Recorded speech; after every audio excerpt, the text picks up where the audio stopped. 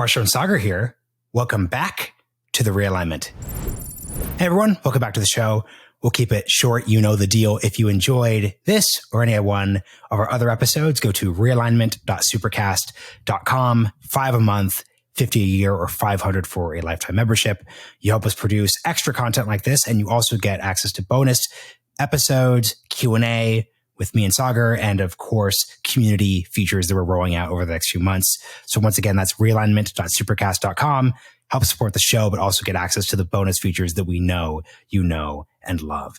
To kick this off, normally Q&A is reserved for people who have subscribed.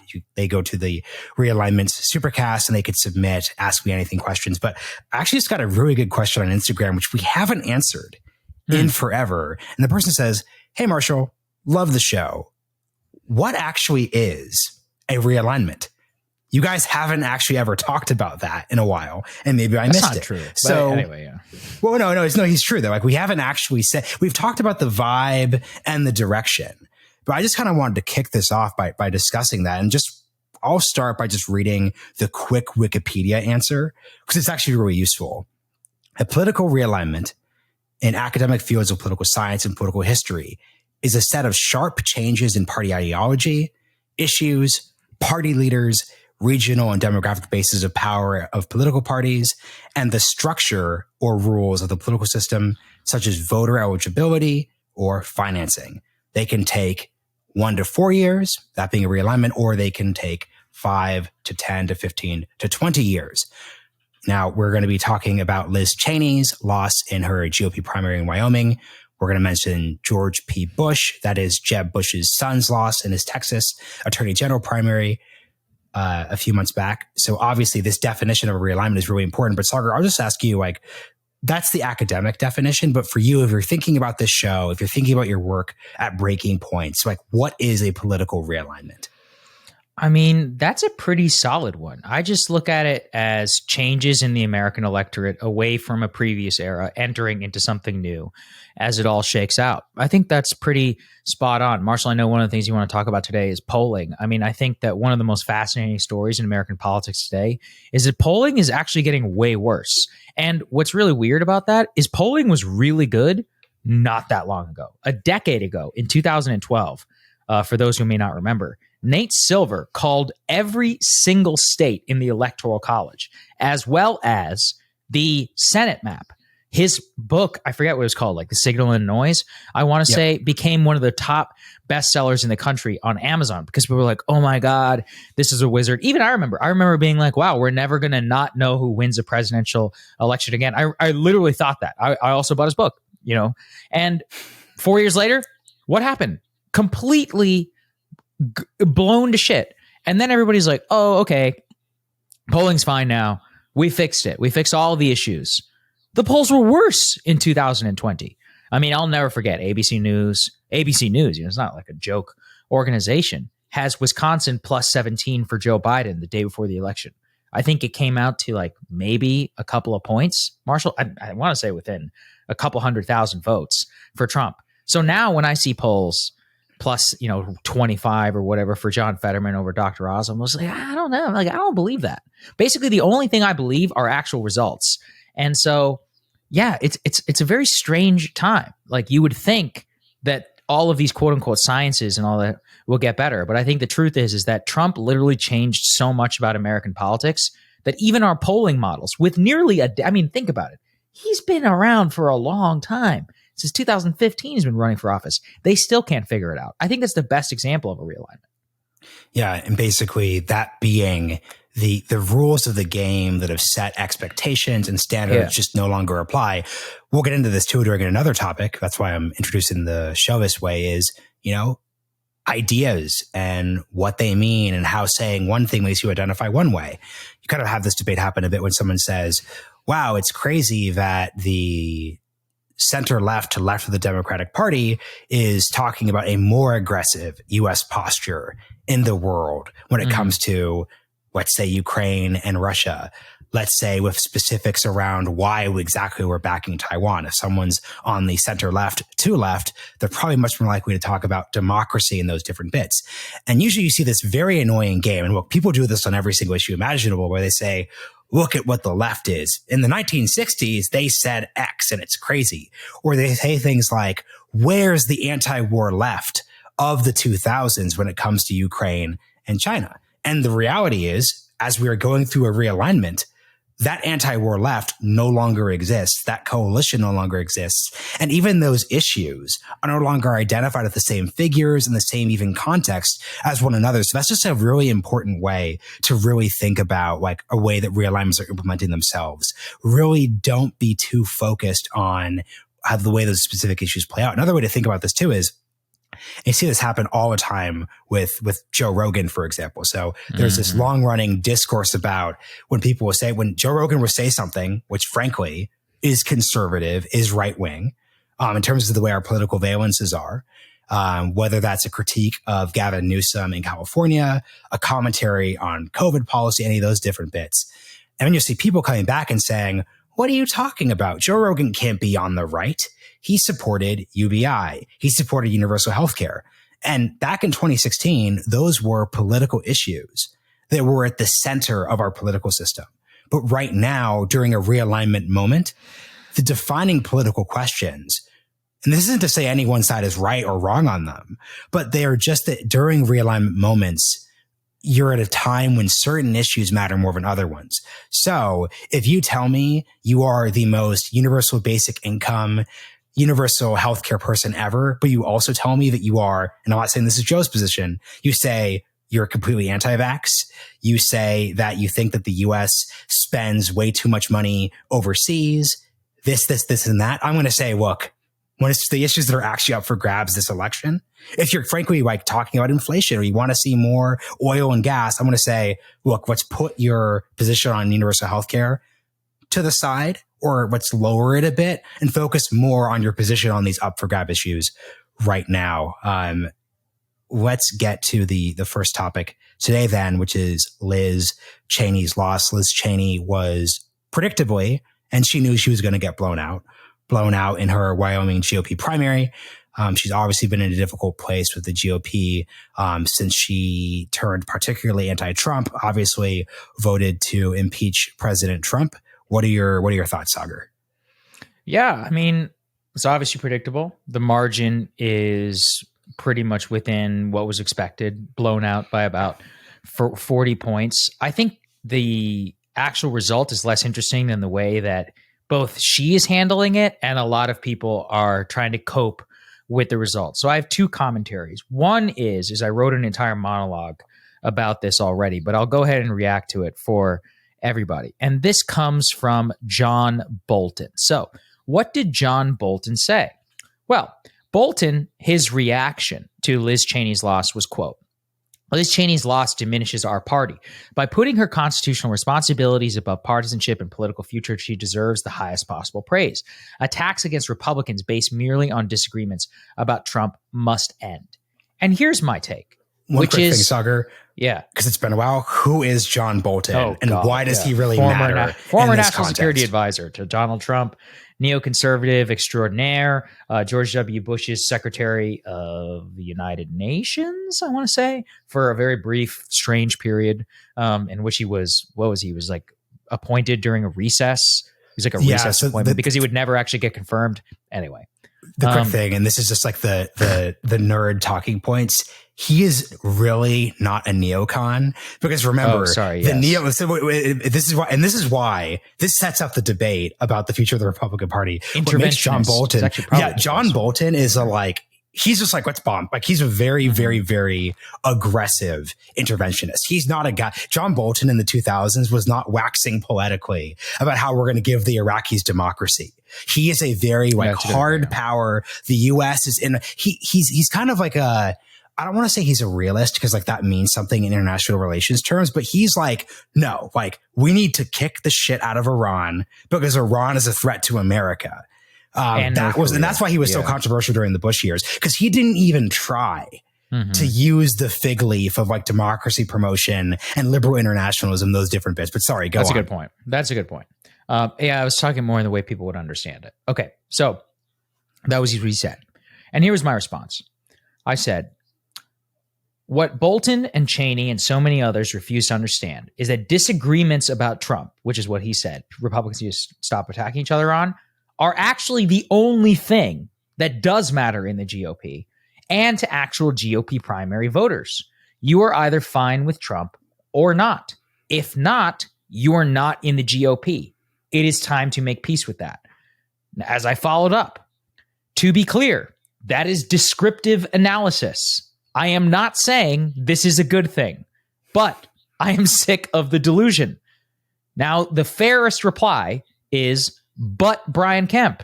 Here's my reply. Until you realize Brian Kemp still literally supports Trump in 2024, and to the extent that primary voters accepted Brian Kemp, it is because he never attacked Trump once in the primary. If you oppose Trump as the leader of the GOP, then you are simply not in the GOP. And I also want to address some spin that's currently been happening by Ben Shapiro. He put out a thread.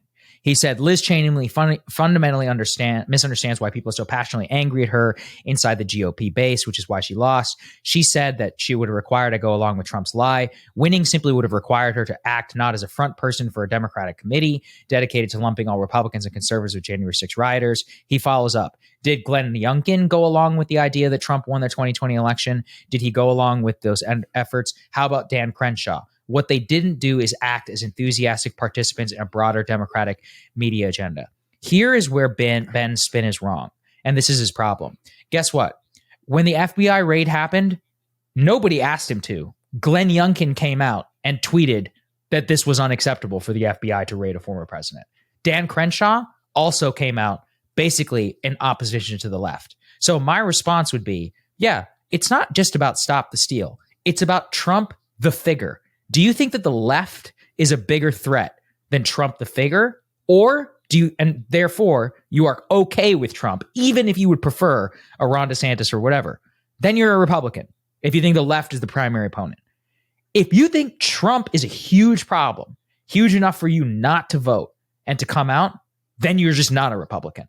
And that is why I find it mystifying that all these people cannot understand this. And there's just so much cope out there, Marshall. Like, you know, John Bolton saying our party. It's like, dude, you've been a Democrat now for a long time. And honestly, that's fine. I don't really know why people are finding it so difficult to just be like, for me, I'm like, yeah, I'm not a Republican. That's fine. I can't stand Trump. I genuinely cannot stand Trump. I also hate the woke left. Okay, you know, that is what it is. But it's just like, I'm not willing to be like, I hate the woke left so much and blah, blah, blah, delude myself that because of, quote, his policies that I supported Trump, which is my personal favorite cope on all of this. Anyway, that's my reaction, which is that Liz Cheney is a Democrat today. Honestly, she'd probably do pretty well in a Democratic primary. I genuinely believe that. I think she'd probably get like 10% of the vote, something like that. Probably less than she would get in a Republican primary, or more than she would get in a Republican primary today. Go ahead. You know what's funny about this? Couple different reactions. So number one, to you saying John Bolton is a Democrat, he doesn't even have to be a Democrat. John Bolton just needs to, all you are basically asking is that John Bolton let go of the fact that he is no longer one of the so like think about the Republican Party pre-realignment. It's a three-legged stool. This is the metaphor. There's the leg, which are the foreign policy hawks, of which John Bolton was one of the leading lights. He's UN ambassador for a reason. There are the social conservatives, and then there are the fiscal low tax conservatives. John Bolton was a leader of that group, and Liz Cheney was a leader of the foreign policy hawk group too. Now, I will say this about Liz Cheney. Liz Cheney is obviously the daughter of a vice president. So she's coming from a political dynasty, but she is frankly, an impressive person. She is very smart for a politician. She has worked in the State Department. Like, there are plenty of next generation successors to their parents. She's not Dan Quayle's son, Ben, who had one quick visit to the House after the Tea Party wave. So if you're looking at John Bolton and looking at Liz Cheney, this is so hard for them because it's not even like they're the Lincoln Project guys who are just operatives, right? Like they're operatives. They are the help. Like that's what they really exist to do. Liz Cheney and John Bolton were at the top of the pyramid. What they said went on foreign policy, and it's very tough to give that up. But during a realignment, whether or not people are right or wrong, certain groups get left behind. Right. The Rockefeller Republicans, you know what? Yeah. John Lindsay, mayor of New York, Nelson Rockefeller himself. Nelson Rockefeller can't even run for. He's made Gerald Ford's vice president. He can't even join the re-election team in 1976 because that wing of the party lost it. Yeah, they kicked his ass out. They're like, we don't want anything to do with you. And he was one of the top figures. Yeah. Governor of New York, like a very, very impressive person, was a major Republican candidate in the 1960s. What's happening with Liz and John is that they are just having to reckon. Well, look, let me put it this way, Saagar. John Bolton knows what's going on. I think John Bolton knows what's going on. Right. He's saying what he's going to say. John Bolton is not launching a group, but Liz Cheney is forming a new anti-Trump group. And to quote the Wall Street Journal, she's also pondering a presidential bid. So here's what I'm interested in. Let me give you the scenario and I want to hear your response.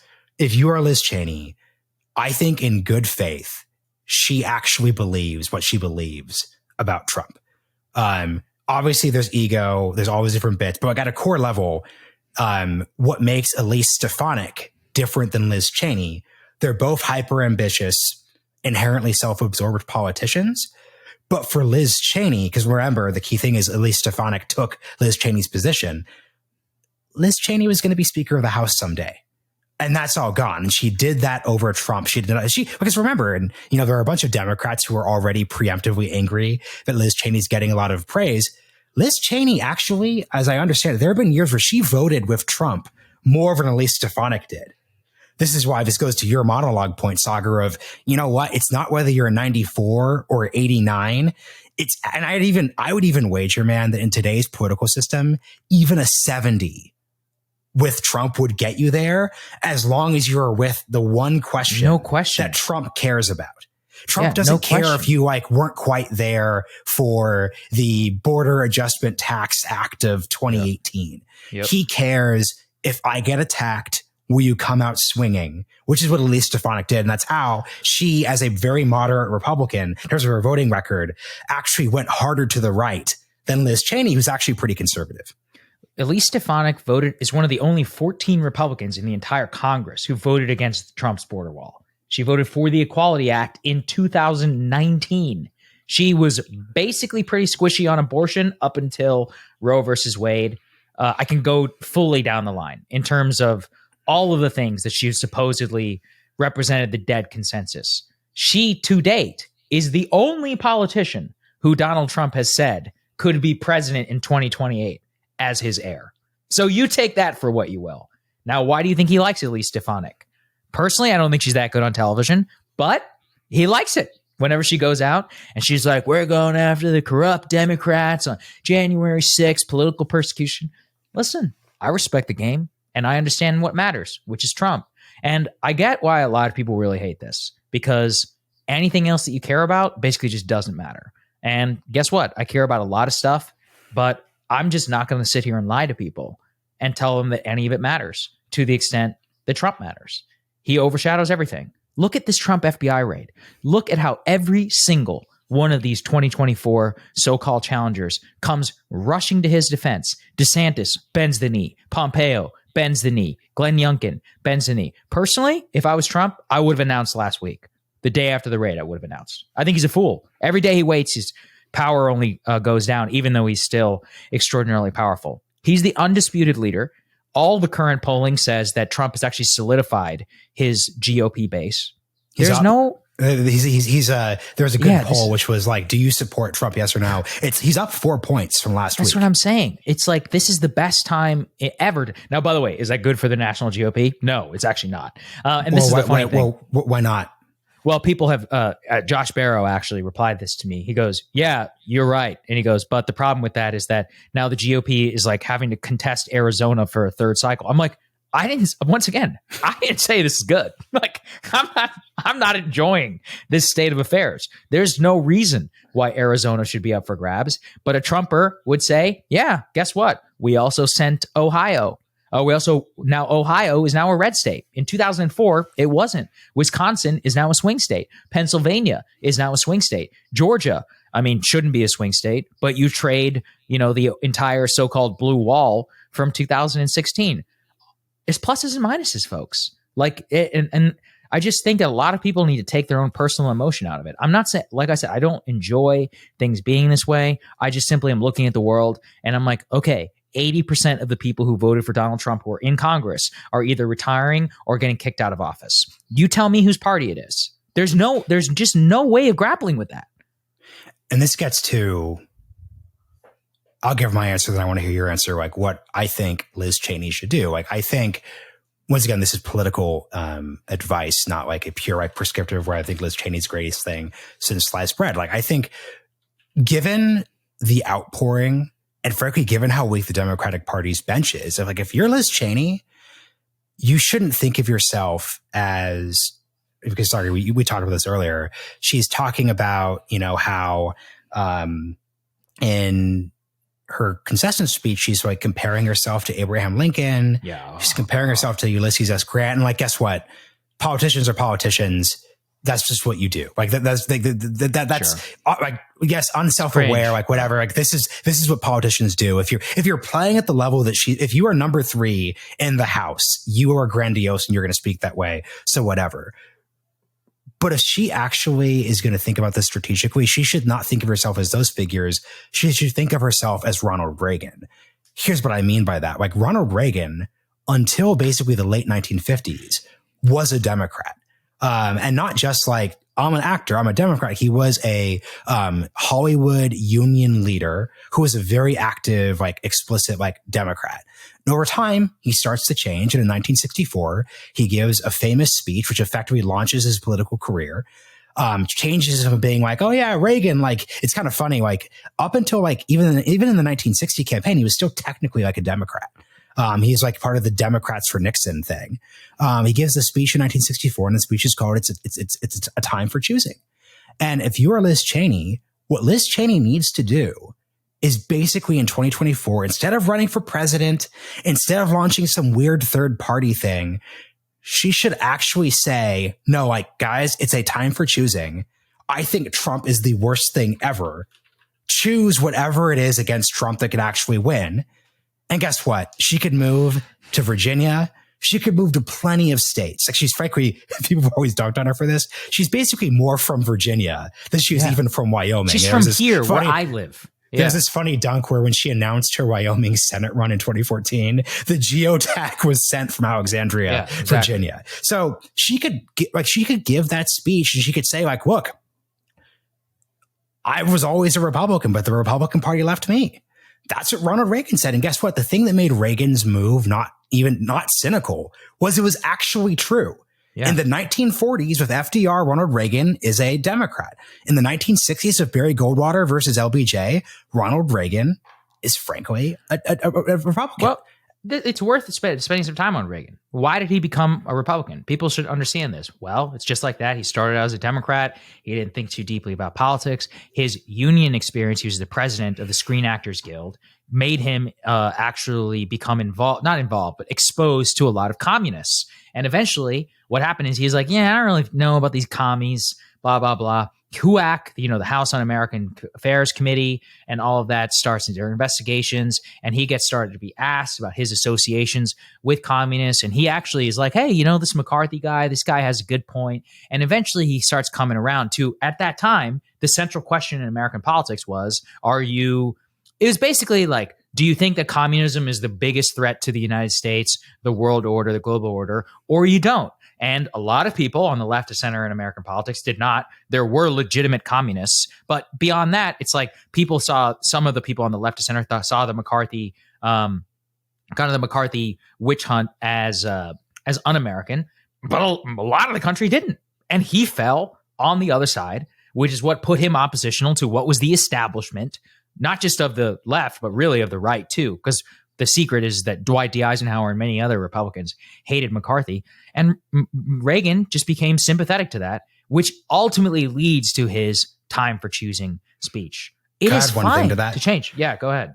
And the key thing too is, because I like the way you set this up, because like that's his 50s awakening, right? Like the question of like communism and the response to it.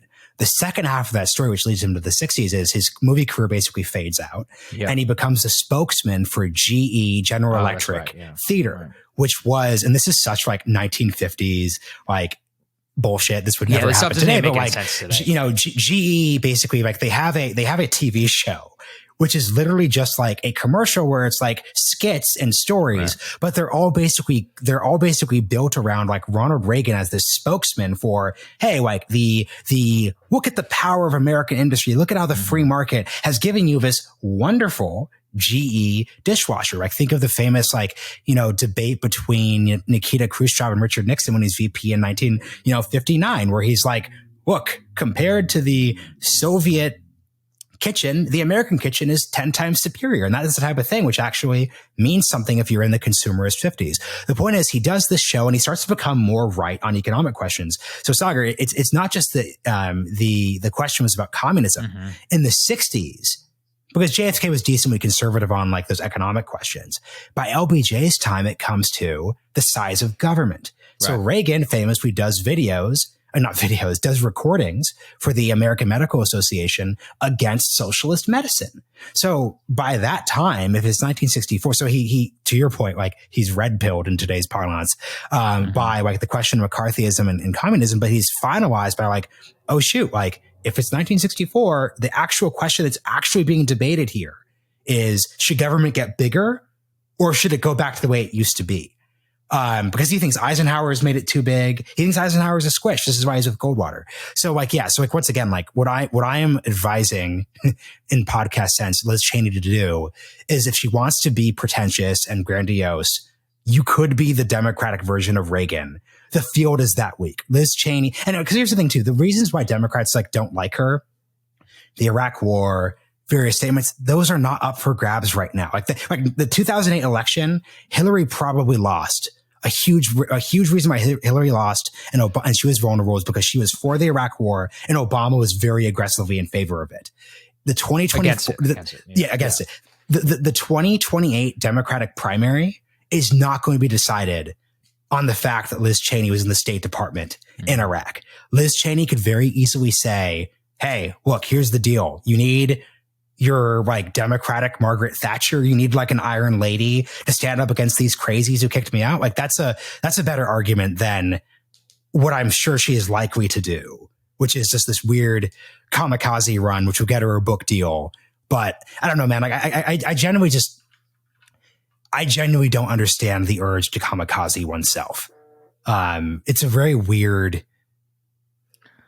It's weird. Yeah, I don't really get it. I'm going to be honest with you. Like the whole thing, I'm trying not to be too cynical, but it's a great way to get famous.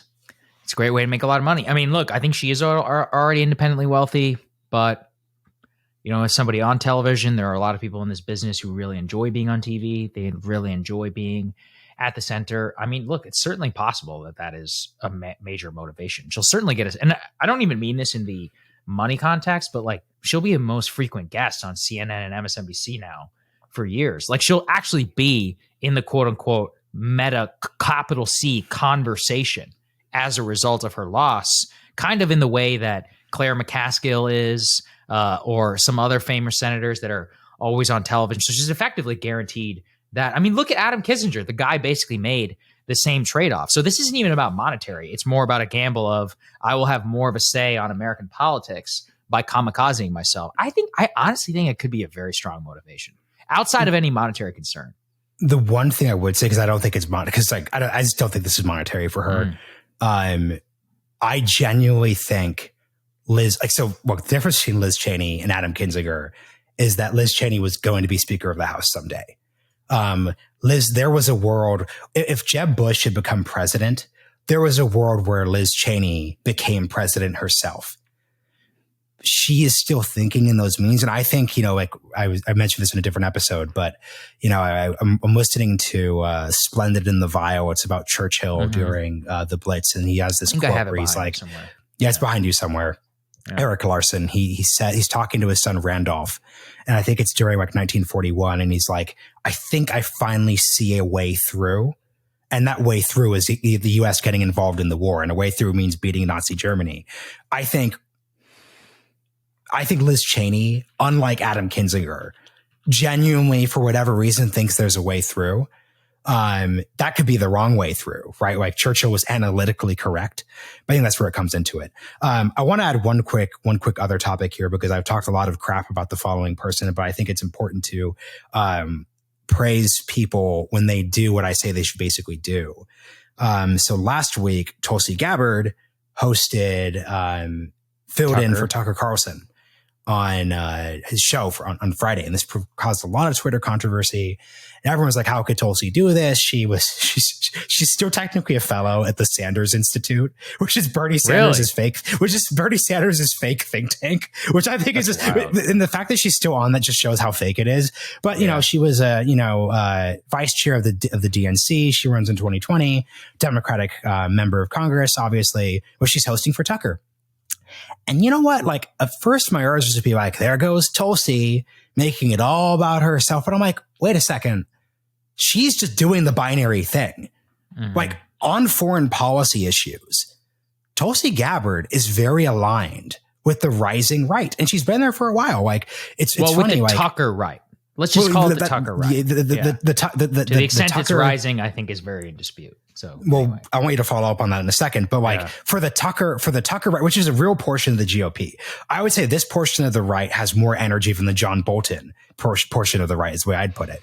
Like in 2015, like people are like, why is Tulsi Gabbard going to visit Bashar al-Assad during the war in Syria? Because he's literally like a war criminal.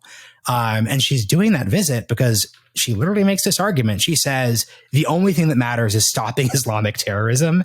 And she specifically attacked Obama from the right for not being as aggressive enough on questions of Islamic terror.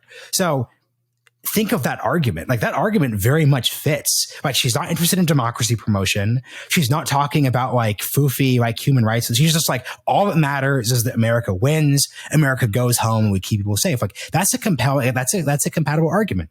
She's doing monologues on how our policy against Russia and Ukraine isn't working. She's talking about the sanctions, how Ukraine is going to lose. Like, all that is very compatible with Tucker's version of the GOP. So, you know what? Like, good for Tulsi that she realizes that, like, doing the squishy thing and trying to play 5D chess just like doesn't work. Like, Bannon invited her to interview for an admin position for a reason in 2016. And I just think that I think it would be healthier for our political system if more politicians with major followings, like, she obviously hasn't come out and said like, I'm a Republican. I think it's going to happen at some point. She's also been very aggressive on LGBTQ trans issues, especially. And I'm sure the overturning of Roe v. Wade is probably like not a good thing for her, because I'm sure she would have liked to just say that issue isn't up for grabs right now. But I think it would be healthier if more politicians in our system just were like, look, like, real talk, in terms of the issues we're facing today, if I'm running for something, if I'm trying to be ambitious, I'm not talking about bystanders. Guys, I'm a Republican. I'm going to host Tucker. I'm not going to pretend that I'm a Democrat still. But here's why I would disagree, and why I don't think she is a Republican, which is that Tucker, while having a very distinct foreign policy, also is still willing to basically back Donald Trump, even though there is absolutely zero evidence that Trump would frankly not handle Ukraine way worse from his perspective than Biden. I mean, I will personally say, I think Biden is far more restrained than Donald Trump would be in office. And my evidence for that is that Trump was far more hawkish on, this is the hilarious part about fucking Ukraine Gate, which is that at the end of the day, Trump sent the missiles in 2019.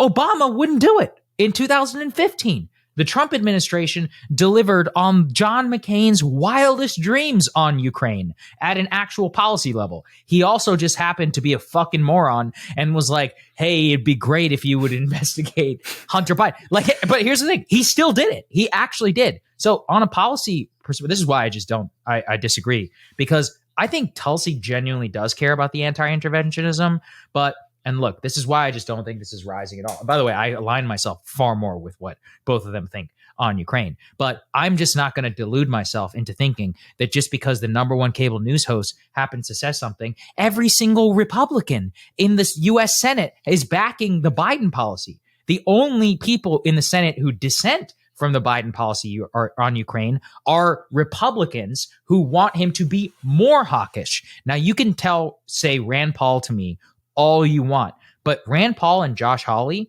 while yes, they are part of the quote unquote right, there is no constituency out of literally those two individuals that exists in the entire party. Well, here's the thing. I wouldn't say Rand Paul. I would say J.D. Vance, Blake Masters. Okay, he's not in the Senate. Joe Kent. And let's see.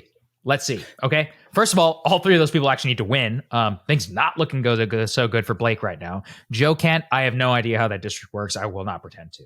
I think it's a top 2 jungle primary. It is. I think it's a GOP thing. It's top. Yeah, it's he made it through. He beat. So he made it in the top 2, but I'm saying I don't know how it works in terms of the head to head. I don't know anything about it. By the way, also, that's a fucking backbenching congressman. Sorry, nobody cares. Like, if there is an actual constituency in the United States Senate, of which there is, to send more weapons to Ukraine than the Biden administration, that exists within the GOP.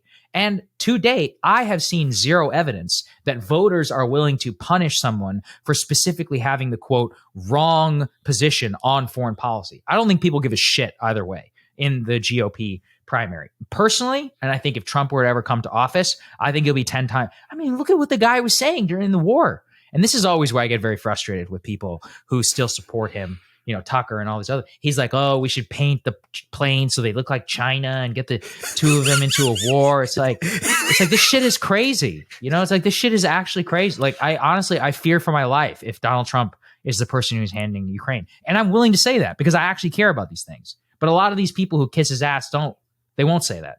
They'll both be like, yeah. Do you take him seriously then? Like, no, I know he wouldn't literally paint them. Like, I think what they would say to you is, come on, Saagar, he's like Trump, he's being funny. Like, what do you say to them? I mean, he almost shot down an Iranian jetliner with people on it and then called it off at the last minute.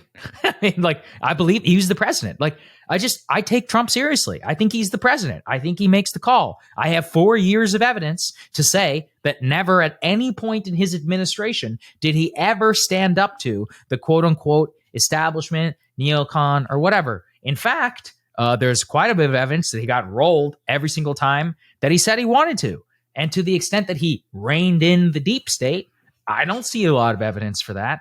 I mean, from what I heard, he empowered from my perspective, he empowered. From what I heard, he greenlit some of the most provocative projects inside. I mean, he killed Qasem Soleimani. I mean, I can go down the list in terms of all of the things that Trump actually did.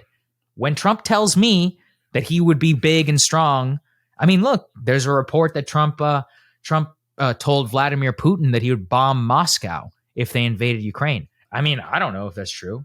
Like, say we want about Joe Biden. Joe Biden would not do that. He didn't say that. I mean, listen, Joe, I was very critical of Joe when he said, by God, this man cannot remain in power. I mean, that's not the same thing as saying I'm going to fucking bomb the Kremlin. I mean, and then this is where I'm sure the Trumpers listening to this are like, oh, you never heard of Nixon and the madman? I'm just going to say, I believe that Richard M. Nixon was several standard deviations smarter, more considered, more principled, and I genuinely do mean that, than Donald Trump was, having studied the actual Richard Nixon. So, yeah, I mean, what I get most frustrated by the anti-interventionists who support Trump is that they're full of shit. Like, if you're an actual anti-interventionist, Trump is not an anti-interventionist. It just doesn't exist. So just be honest about it. I mean, look, here's what's actually happening here, because you and I know these circles. What's actually happening is that people see Trump as a opportunity. What they would say is they support Trump, but let me put it this way. It's been 4 years.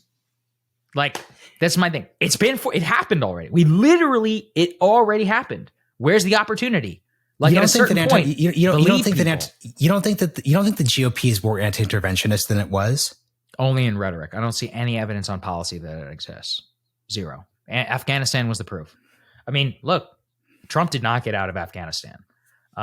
Sure. I mean, look, I supported his peace deal with the Taliban, but all current evidence to me says that Trump probably would have violated said peace deal because he didn't ultimately even begin the drawdown after he was leaving office. And given the fact that they're all like, oh, all these weapons we left behind and these 600 American citizens who, by the way, not a single one of them was killed, just so we're all clear, in terms of all the people who said that they were leaving them behind and risking their lives. All of them got out who did want to. So all I'm going to say is, if I'm going to believe you, if he was going to respond to that media environment, then we would continue to be at war in Afghanistan and probably several hundred more American troops would die because it'd be weapons free from the Taliban. Maybe you support that. I don't. So what I'm saying is, I don't think that the GOP is more anti-intervention. I mean, one guy voted against NATO expansion. One guy out of the entire thing. That's not evidence to me. And also, I mean, I would love this. I would love to see someone. By the way, anybody who's in Ohio or Arizona, go ask Blake and JD and Joe Kent what they think about NATO. I'd love to hear that response. Now, they probably won't answer because it doesn't. No. I'll say it. I suspect I don't think all so, three. I do not. Think so. As someone who sees Joe Kent would definitely. Joe Kent would vote against. Joe Kent would vote against NATO expansion. Okay. I just would. I 100% Let's bet see, he would. because I don't want to talk bad about the guy without. No. I definitely think Joe Kent would vote against NATO expansion. I suspect. Like, so would I suspect. I don't know about JD. Honestly, I don't know. I just JD. Look. I mean, if I was JD, I don't know if I would vote against NATO expansion because there's a bunch of Ukrainians who live in Ohio. Like, yeah, I think that'd be a tough one for Blake. Blake's already in a tough spot. He's down 5 in Arizona. Mark Kelly is like the hero astronaut. He's getting pounded right now on abortion. The last thing the guy needs is to be seen as extreme in any way. I mean, look, I think if I were to personally ask Blake on a 1-to-1 if he supported, he probably would say no, but I don't know how he would vote. So this is what I'm trying to point. And by the way, even if the both did, that's still only 3. Like, this is where I just get really frustrated with a lot of wish casting of an online movement into actual policy. There is no, let me repeat again, no evidence that Donald Trump would be more anti-interventionist in the conflicts that we supposedly care about than Joe Biden. So I really just don't know how people can reconcile themselves with that. I think and once again, like you said, you've done your bit to tick off the right Trump online portion of the audience here. Look, I'll just lay it out here. Saagar is giving you all a really straightforward rubric, which is the lesson of 4 years of Trump, from my perspective, given what you're saying, Saagar, is don't look at the rhetoric. Because you could say things like, oh, okay, this is actually helpful. Knowing that Donald Trump saying that the Iraq war is a mistake and that forever wars suck is so baseline that it doesn't actually help for you to answer the underlying question. So you can say, look, it was a genuine innovation in 2015 for him to say the Iraq war is a mistake because you still had that was great. He supported it in 2003. He changed his position, but him saying that's an example of political bravery. But it was also his intuition about it. But that was the correct call. But the question of if we could go back in time, would we invade Iraq, is actually different from, well, it's 2017. There are reports that Bashar al-Assad has used chemical weapons. Am I going to strike his Air Force? Because Trump struck his Air Force twice. Right. It's different to say, and look, I'll be frank, I support both those strikes. But once again, if you're Tulsi Gabbard, I guess this goes to your point. Tulsi Gabbard would not have launched those strikes. No, and she criticized them. And also Tucker criticized them. But Tucker also still supports Trump. Right. It also doesn't answer to your point too, killing Qasem Soleimani, something that I think in retrospect I also support. This is a guy who literally played a direct role in killing hundreds of Americans in Iraq and all those other different bits. At the end of the day, like that is not it has nothing to do with the question of was Iraq a good idea. You know what's funny though? Even Soleimani is a great example. So Marshall, yeah, look, a dead man should have been dead in 2006. Honestly, I think the case for killing him was great in 2006. We'd had multiple chances over the years, and Trump finally was like, let's push the button. But the correct point, and actually this is why I always am deeply distrustful of Trump on a foreign policy stage. There was no reason to do it at that time. He just did it. Like it's one of those things where Bolton and Pompeo were making this case, and it just came out of nowhere as a result of it. It's kind of like the Pelosi trip to Taiwan. It's like conceptually, okay, we can all discuss, but it's like, was there a strategy? This is the thing with Trump. He doesn't think about anything. He just does it. He's incredibly susceptible. And look, I mean, as people were going to get mad at hearing this, but I saw the truth. He's deeply insecure, deeply wants like establishment people around him in order to stroke his ego. And the people who know that best are Mike Pompeo and John Bolton. I mean, these guys used to kiss his ass in a way you cannot even imagine because they had discrete policy aims. And the truth is that anybody who is really good at kissing Trump's ass can get anything they want done in his White House. Ask Gary Cohn. Ask Jared Kushner. Mr. Tough on Crime is the biggest jailbreak president in modern history. That's Donald Trump because his son-in-law's father was locked up for like tax evasion or whatever. Oh no! I mean, yeah. It wasn't what did he do evasion. again? No, he blackmailed his brother. He blackmailed his brother with a hooker over like it was tax evasion was putting that very lightly. But this is what I'm trying to say, which is that when you actually look close, and look, I know this can sound sanctimonious and all of that, and there are a lot of people out there who tell themselves things like, "I support Trump because of the policies," or like. I'm just like, you're full of shit. I genuinely believe that you're full of shit. And I know that that's very hurtful for you to hear. But the truth is that you probably just hate the left. And I think that's fine. I just wish people were honest about it. Like, it's fine. It's a perfectly fine position to hold. Saw this. People hate the right. Like people, this is a polarized a lot of people moment. hate the right off. Yeah, exactly. A lot of people hate each other right now. Ask these people on the Liz Cheney thing why they like Liz Cheney. They fucking hate the right. Okay, say it. Just say it. Fine. It's okay. Don't talk about democracy. You just hate Republicans. Fine. This is I really like to strip away all this stuff just because the level of bullshit that we're all forced to imbibe on this is just maddening. Anyway, that's it. Speaking of maddening, I'd like to, we didn't do a discussion in the aftermath of Nancy Pelosi's trip to Taiwan, but, Ed Markey and a couple members of Congress showed up. I would just love to, and look, my position on this, per the Josh Rogan Breaking Point segment I did was, like you said, there wasn't a strategy.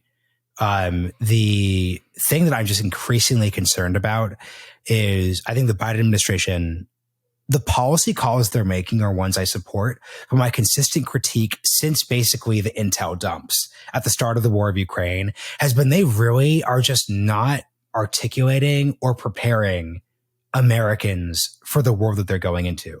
I'm sorry you missed this one. It was during Breaking Point scheduling, but I did this great episode with Tobias Harris. It's either coming out after or before this episode. It's about Shinzo Abe, and he talked about a speech which Shinzo Abe gave in 2007, where he literally said, quote, "My vision, my purpose is to prepare Japan for the rising waves of the next 50 to 100 years, which is just awesome, right? Like, I love that shit. Like, I love the Gaullism. I love the vision. I think that's taking grandiosity and putting it in the right direction, right? This is actually a quick sidebar. When we were talking earlier about, Liz Cheney comparing herself to, Lincoln and Ulysses S. Grant, my beef with her is that I have yet to see her actually articulate a vision for the country or a deeper argument that matches the heights that she's raising herself to. So if you say, look, if you're going to compare yourself to Lincoln, then give us something. Because right now we're getting standard fare, Trump is a threat to democracy. And to be frank for a second, there are plenty of people who I think would be more effective, like conveyors of that message, given that point. But back to the Biden thing, real quick, but to the Shinzo Abe thing. Like Shinzo Abe is like, look, my purpose is to like get Japan ready for the chaos that's to come. Like we are in a new world. There was an old Japan. We need a new Japan. This is the theme of the episode. The Biden administration's inability to say like, look, there was this world, whether it was the Cold War, whether it was like 20 years in Iraq and Afghanistan, that's the old world. Here is this new world. This new world is one where, look, like we are going to antagonize China. We're going to antagonize China. They are going to threaten us. There is going to be like risk. And we think it's worth it because of this, and that. And don't wake up every other week being like, wait, holy crap, the Chinese are saying this could mean war. The lack of preparedness for this and the lack of just like an overall worldview beyond just like this like obvious like, oh, you know, like autocracy versus democracy bit is just like deeply frustrating to me. Yeah, but this is my pushback, Marshall, and this is why I was against almost all the current U.S. support to Ukraine, which is that autocracy, democracy is the only language that these people speak. By the way, just so everybody knows, Ukraine's so-called counteroffensive is not going so well. So despite the fact that we shipped them all these weapons, their actual ability to combat, offensively take back ground has completely failed outside of a few precision strikes in Crimea. So that's not working. Number two, the U.S. Department of Defense just testified before Congress saying that our stock of Javelin missiles is down by 1/3 because we shipped them all to Ukraine. And that if we wanted to, that we cannot replace them because of supply chain problems should China invade Taiwan. Now, I know you've pushed back, but the basic point is that a massive part of the U.S. defense supply chain has been dedicated and now disrupted and stripped in order to support the war in Ukraine effort, which frankly, they're not doing that good of a job of right now, not to mention political corruption that's happening in Ukraine. So I think if China invades Taiwan, we're going to find out very, very much the hard way that there isn't very much that we can really do about it as a result of a lot of our dedication to the Ukrainian war effort from an actual military hardware perspective. And then we are going to have to be forced to look, I speak in the language of national interests and of hard power and I know people get upset about this, but look, the truth is that when Taiwan falls, or if Taiwan falls, and 92% of the world's most advanced chips get folded off the market, the U.S. economy essentially crumbles and GDP will contract here by untold amounts, not to mention what chaos will involve in the Asia Pacific. The fate of Kyiv just had nothing to do with that. Now, I'm not saying it wasn't a good thing in order to support them, but the inability in order to discuss things in the manner of which I am, outside of some emotional connection to like Ukraine and things on Twitter, is going to bite us in the ass. And I think that we'll all find out very, very much the hard way, as many people behind me did, that it will be a deeply, deeply clarifying moment and will reveal like a lot of the bullshit rhetoric that we have been fed, not just on Ukraine, on so many different things. Because, you know, it's interesting. We talked about this in maybe one of our last episodes about George Kennan, The Wise Men. Let's recommend that book. What is it called? Wise Men in the World They Made. Evan Thomas. It's Evan Thomas and Walter Isaacson, The Wise Men, Six Friends of the World They Made, post 1945. It's about building the post-war order. Yeah.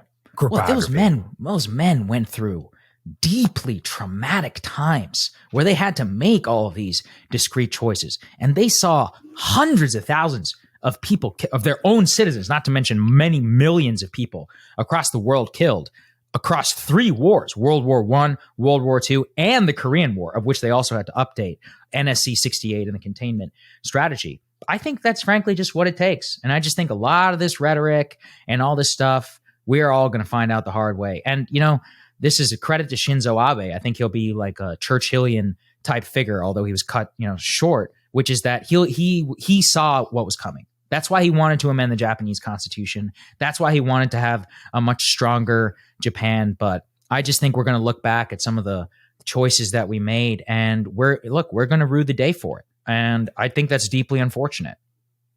Yeah, I think to respond to that, what I'd say a couple of things. So one, I agree with you that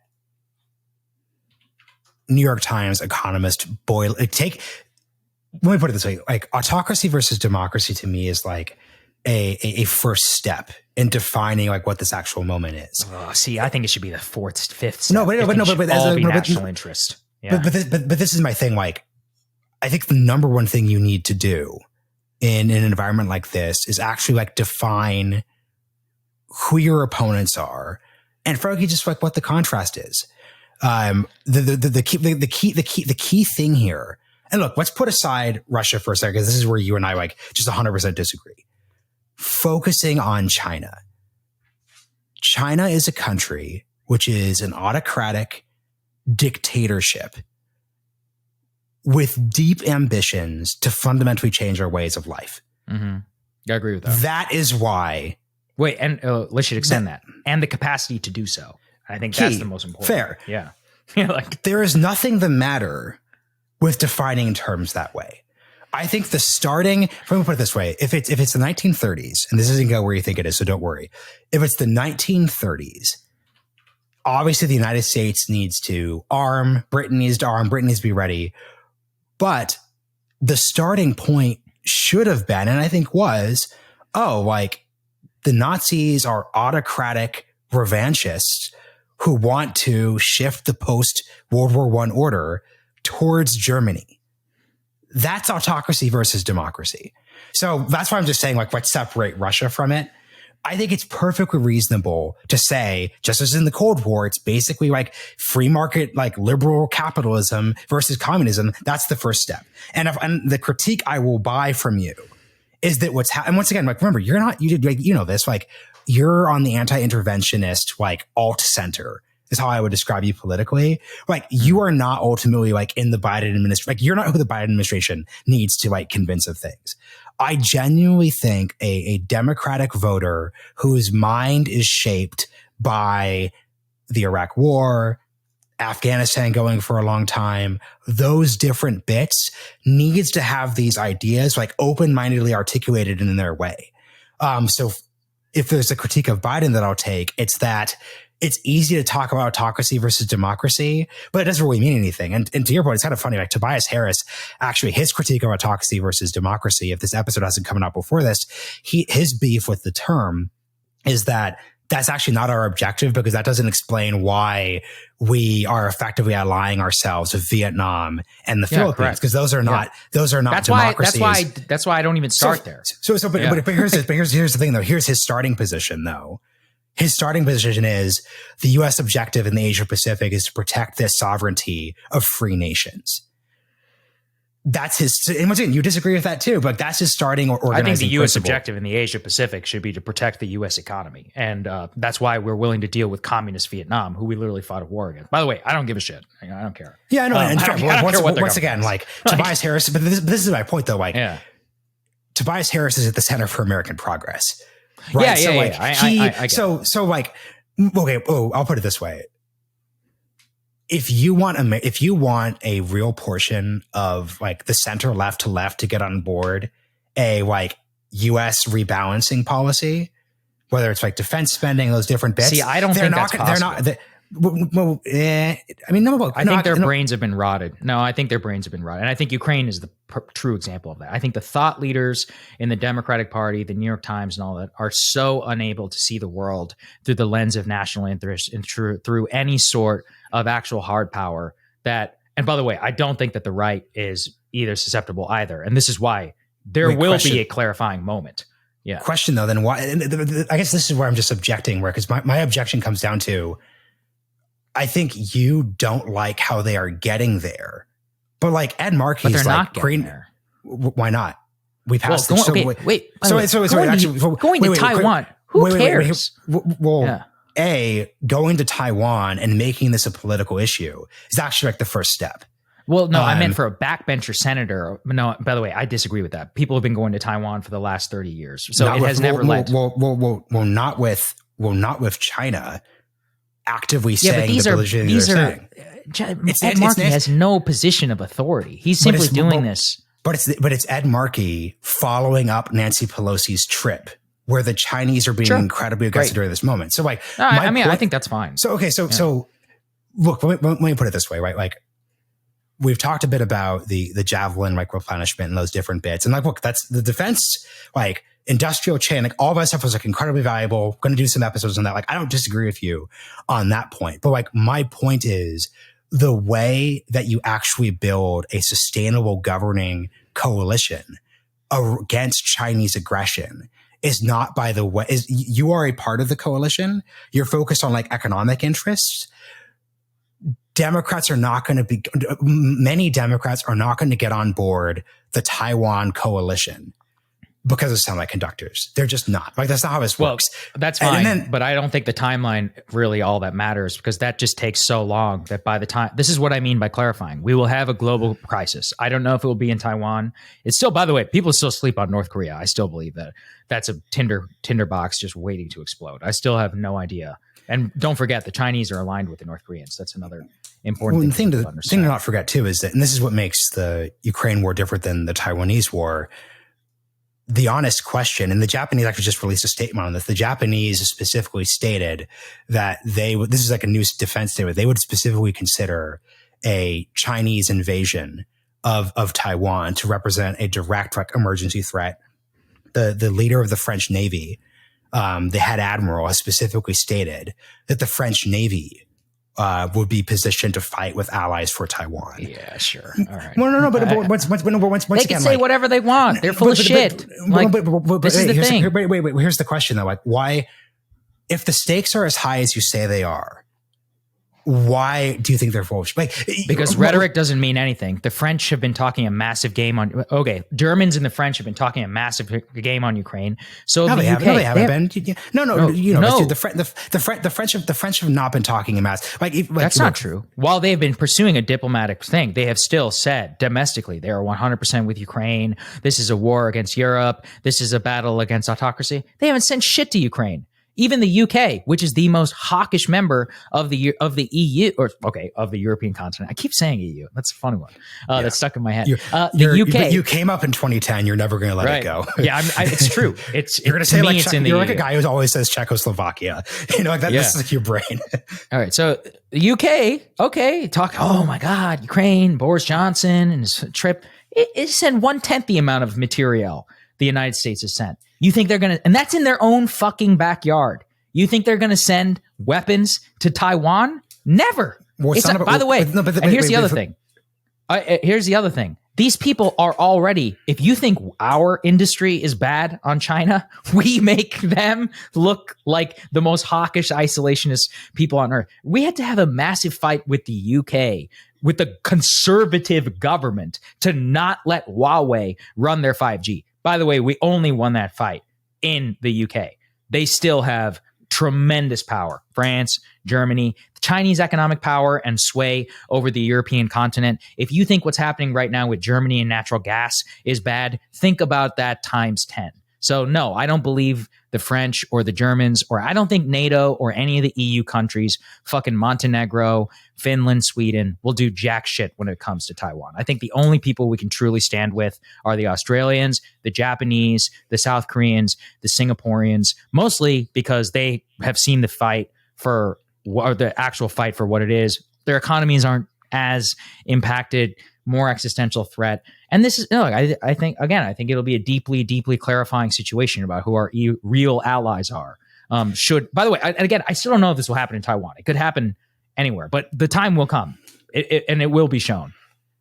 And look, as we're wrapping, the way I'm thinking about this is the Taiwanese, a conflict in Taiwan is different than a conflict with Russia in Ukraine, because obviously it's a naval conflict.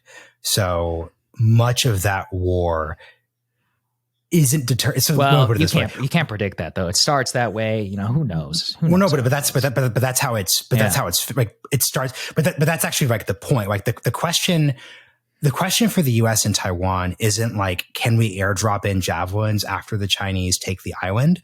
The question in Taiwan is, would a U.S. aircraft carrier battle group, would U.S. F-35s and F-18s and F-22s from Okinawa intervene if the Chinese launch an invasion? See, I think the answer to that question is no under all administrations that are realistically going to get elected.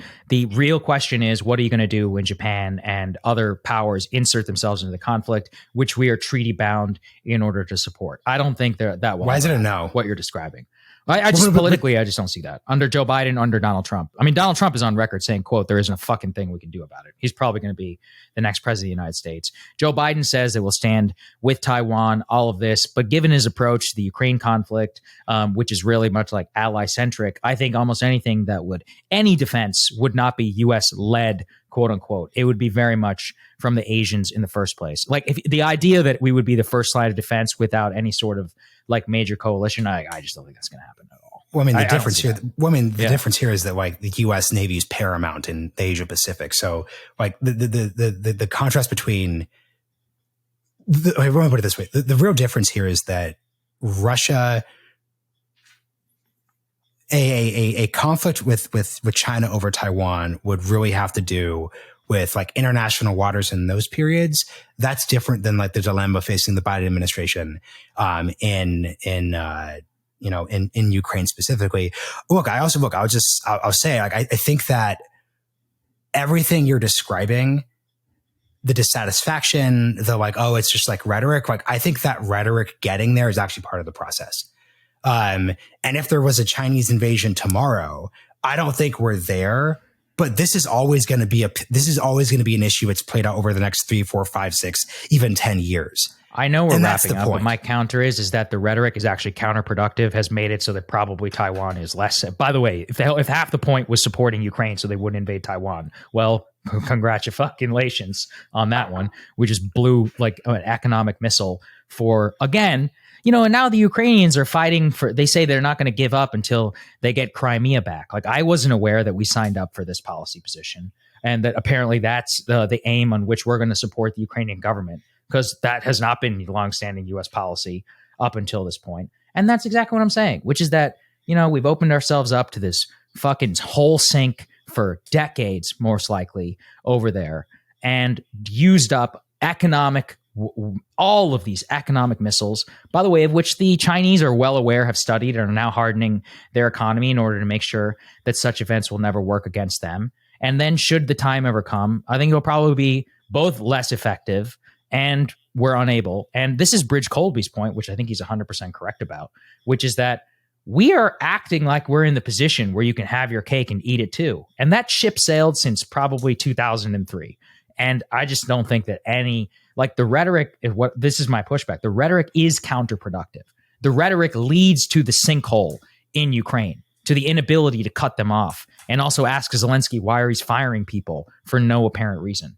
We don't have that right now. And things are moving in such a fast direction that what you're talking about is like a 10-year project. I don't think we have 10 years. No way. I think we have like 3, maybe 4. And I think the key thing though is I think people are aware of that dynamic. And I do also think like that conversation, the reason why I'm optimistic on this is Xi is doing every single thing he can to harden the coalition against him. My bet, because ultimately like all these political things are a bet, my bet is that effectively the US is going to have to respond. And if the US responds, Japan will respond. And like, that's like the underlying thing. And look, like we'll sadly, like this may be tested, but I just think that's the underlying dynamic.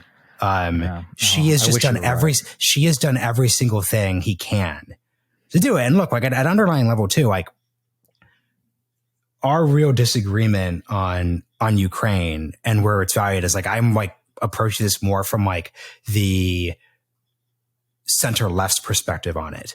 I think a world where Democrats weren't having to think of U.S. hard power as a good, positive thing.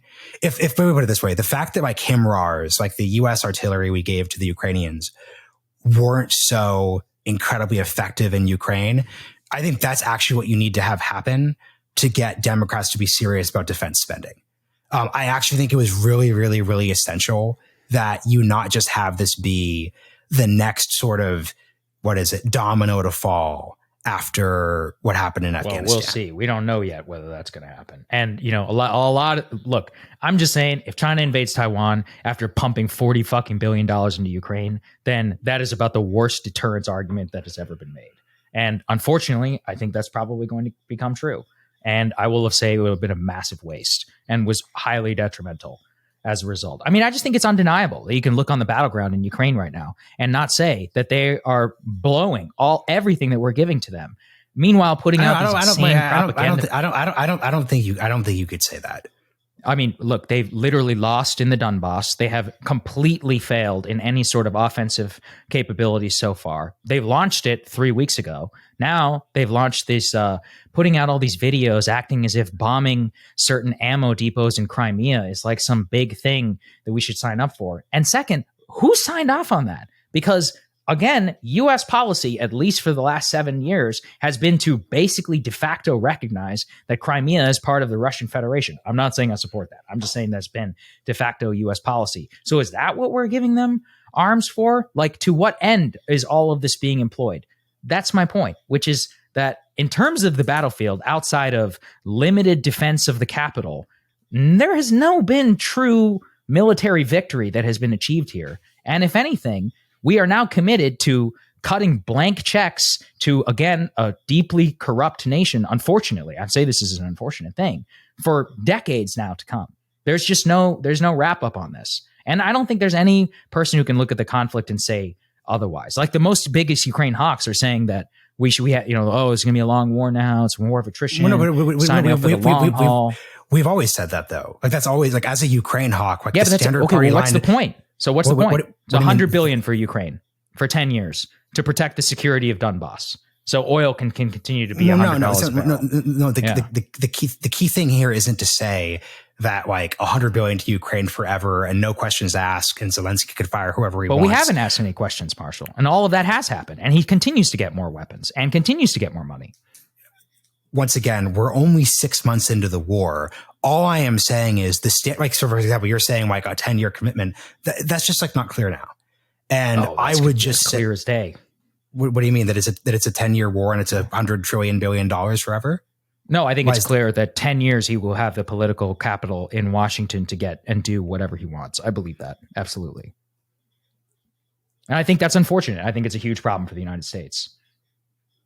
Look, like I said, the war with Taiwan is going to come down to whether or not the U.S. chooses to like have a naval intervention in a Taiwanese invasion. That's not going to come down to what we did in Ukraine. That's just not. Yeah, but it could detract from it, and it will detract from it if it does happen. Why would question like I just talked about U.S. defense stocks, about the amount of political capital, about our economic sanctions, about so much of the stuff that we blew our wad on for Ukraine. I mean, look, you only get a bite at the apple really one time, and once somebody knows that you have it, you can't just use it again.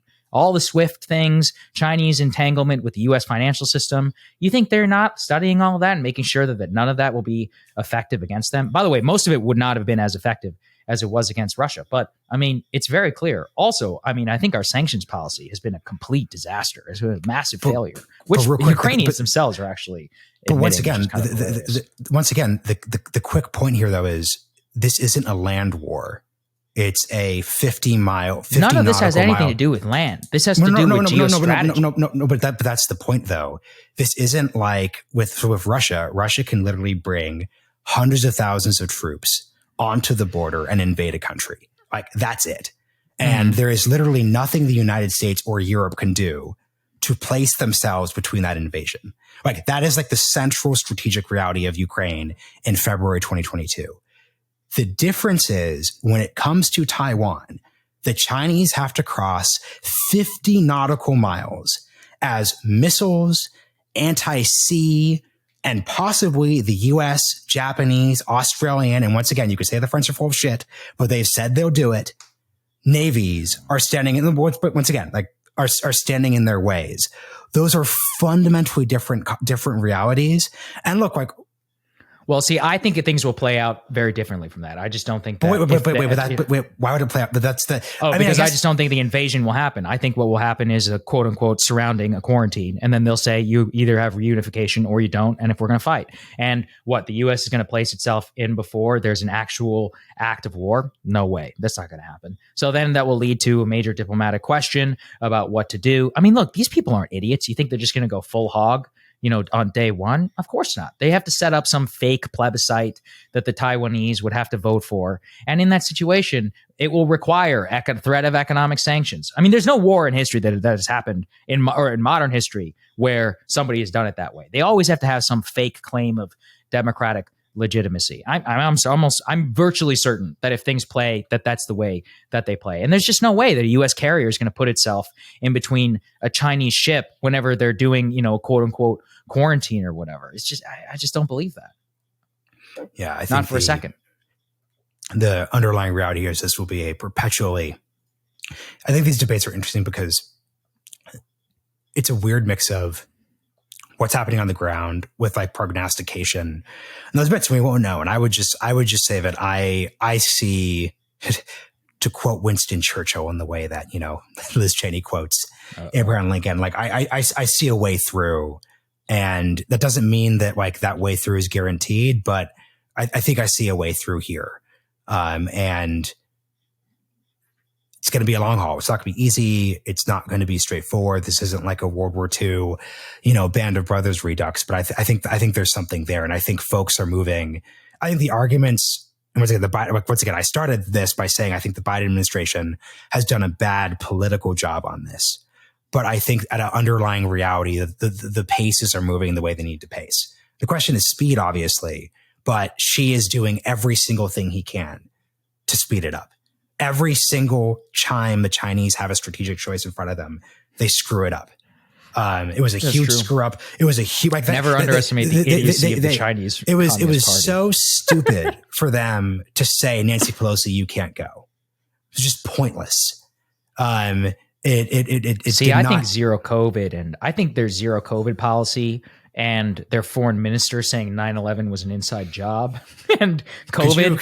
Could you that's going to be such a reference that like, if you're not on Twitter, maybe what are you referring to with the foreign minister? See, actually, I'm not 100% sure because the guy blocked me. I'm actually blocked by the spokesperson. I'll tell you, I saw CCP it. Foreign Ministry. I don't know what he said, but so it's actually, I mean, Balaji talked about this, but for whatever reason, there's been this, people have started to note this like interesting phenomenon because Chinese, either people associated like with Chinese like publications, and like a Chinese publication is invariably like a outlet of the CCP, and Chinese foreign military officials like have been very, very, very aggressive rhetorically. What they do is this is called wolf warrior diplomacy. It's in reference to the Wolf Warrior series of 2 movies. We talked about this with Eric Schwartzel back in February. But the point is, they're just very, very, very aggressive. And the meme that was put out was it's that format of like, it's a very outdated format, but it was how Iraq sees America. And then it's like a burning thing in Baghdad. How Libya sees America, a burning thing in Baghdad. On and on and on and on. Vietnam, all the different ones. How America sees itself. And it's Superman, Reeves, Christopher Reeves is Superman. What America actually is. And it's the 2 towers burning. What it actually does, right? And the point is, he was saying like the U.S. did 9/11, and I was trying to find it while you were talking. The thing is, they're what they don't understand, and they is like a charged word, but I mean the Chinese foreign ministry is that their attacks are just so bad faith that it just like doesn't work. So, for example, you'll see like. You remember they tried to be woke during COVID? Yeah. Where they're like, remember when they said it was the U.S. military that blamed that? They're like, actually, it was the U.S. military which released COVID, and we were all like, "Yeah, fuck you." Yeah, it's funny. Like there was this Chinese. This is my favorite one because like it's like when someone sees like a different language and tries to the example. So they were trying to counter Uyghur genocide rhetoric, and they go, "Oh, well, if you look at Anacostia, D.C., the African American population is actually like severely impoverished. So who's the real ethnic genocider?" And it's kind of just like, dude, like that is like dude, obviously people like, in your country literally live in caves. It's not an exaggeration. People should read about this. It's actually kind of interesting. There are like 50 million people in China who live in a cave. I didn't know. Like, I don't. Yeah, I didn't know this. I mean, China's huge, but there's like all these people in China that live in caves and like hunt for their food. It's crazy. It's actually totally crazy. Yeah. So yeah, this is. Let's just put it this way. This is what you and I can agree on and finish up with. Yeah. A, never underestimate the CCP's ability to just make really bad judgment calls, and B, the Chinese Ministry of Foreign Affairs is just not good at making arguments. Because actually, you know this, like when you come from an authoritarian culture, you just like, they have not been trained to actually like win debates. There is there are debates in China. So if you're like Xi going into like the, you know, party Congress in November, there's going to be a lot of internal debate, but there's never public debate. If you're a Chinese like Ministry of Foreign Affairs person, there is no danger that if you misprecisely tweet something, people within your own country will quote tweet and dunk on you. You have no training in just how to like argue and do those different bits. And it speaks to one of those like weird, like, democracy has trouble, but it's better in the other systems when it comes to certain things. We will leave it there. Lots of topics, lots of debate. Hope you all enjoy this. Like once again, if you have made it to this point in the episode and you do not already subscribe to the Realignment Supercast, you are not doing yourself or us a favor. We have access to our Spotify data. Genuinely, like these last 30 seconds, like this is where like 20% of listeners have made it this far. So if you've made it this far and you enjoy the show, realignment.supercast.com. We appreciate the support and are excited to keep building. Saagar, thank you for joining me on the Realignment. Thanks, guys. See you later.